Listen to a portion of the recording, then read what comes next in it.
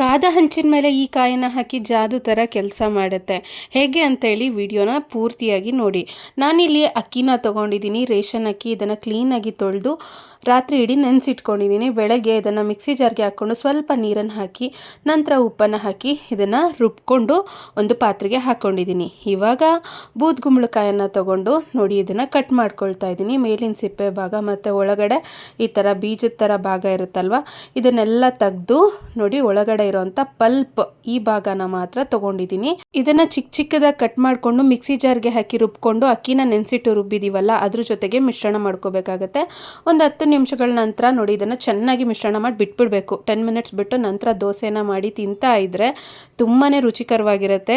ಕಾಯಿ ಚಟ್ನಿ ಜೊತೆಗೆ ಇದೊಂದು ಒಳ್ಳೆ ಕಾಂಬಿನೇಷನ್, ಆರೋಗ್ಯಕ್ಕೂ ಕೂಡ ತುಂಬಾ ಒಳ್ಳೆಯದು. ಈ ಒಂದು ಪುಟ್ಟ ಒಂದು ಹಳೆ ಕಾಲದ ಒಂದು ಆರೋಗ್ಯಕರವಾದ ರೆಸಿಪಿ ಇಷ್ಟ ಆದರೆ ಲೈಕ್ ಕೊಟ್ಟು ಹೆಚ್ಚಿನ ಜನರಿಗೆ ಶೇರ್ ಮಾಡಿ. Thank you all.